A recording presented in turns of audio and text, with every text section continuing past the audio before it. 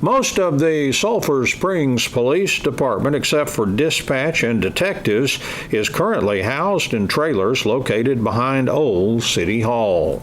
Their old home is being renovated. Sulphur Springs City Director of Finance Peter Karstens gave me and cameraman Doug Haston a tour Wednesday morning. And we also get an update on the work from Karstens. We finished the taking apart about 2 weeks ago.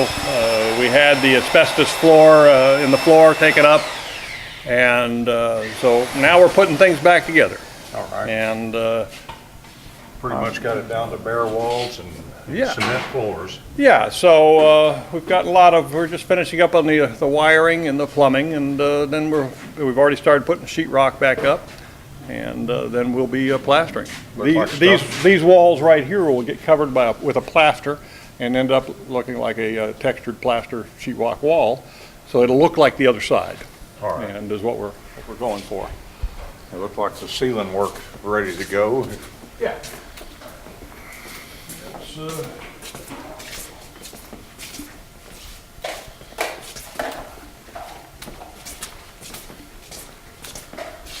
Like a big break room or something. Well, no, this is the chief's office. Chief's office, okay. Well, very nice office. Yeah, it's about the same size, just missing a wall. That was an office, but that way he'll be able to have his office desk over here and have an area to visit with folks over on this side. Okay. As police chiefs want to do from time to time. These will be administrative well, I guess like his patrol officers and... Yeah, actually administrative in this right here in terms of records and other folks that have to be here, and detectives are on the other side. But the officers are all going to be in this area down here. All the ones that are located with him right now. It's the lobby area, I guess.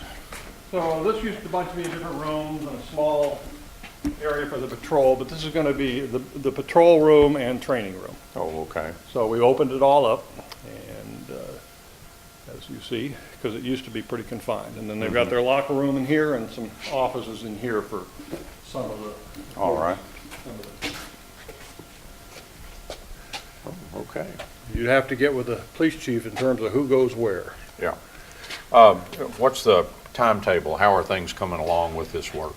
Well, it's at the beginning, to get them in the trailer, I told them 3 or 4 months, but we'll try to shoot for 9 now that they're over there. They're comfortable. They're comfortable. Actually, Jason Ricketson said, you know, it's a lot more comfortable than I thought it would be.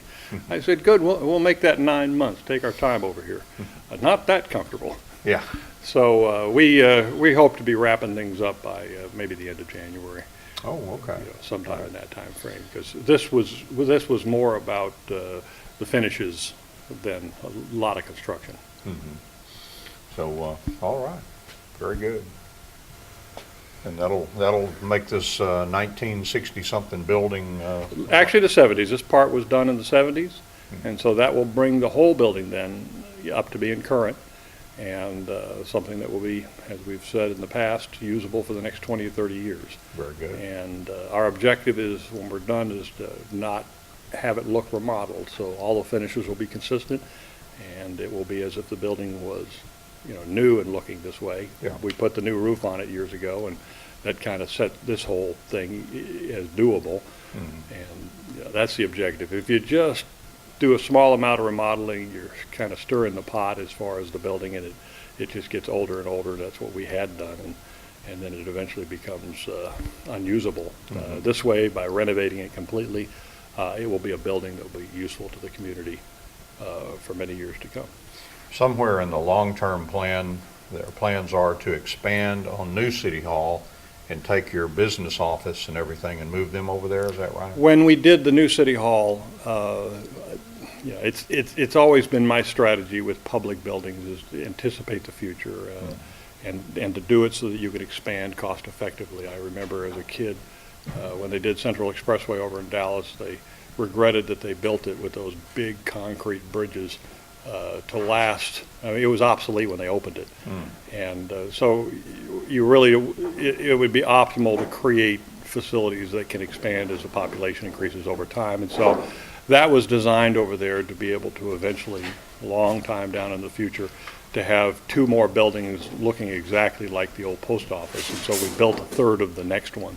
And so that can be expanded at a certain point right there. And then the business function over here can move over there. And then this becomes the whole building, the police department, allowing For expansion. allowing the police department to be in one place and putting off way down the road the need for a new police department.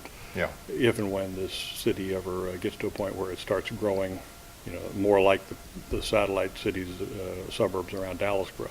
We talking maybe 3 years down the line, or maybe even more? No, it's all activity and population driven. Yeah, You create the plan. You don't actually say when it's going to happen. It's not the level of activity right now. We created this with enough capacity, with some extra offices and stuff to be able to grow here the way it is right now for a while. So there's nothing imminent that needs to happen for that plan to kick into gear.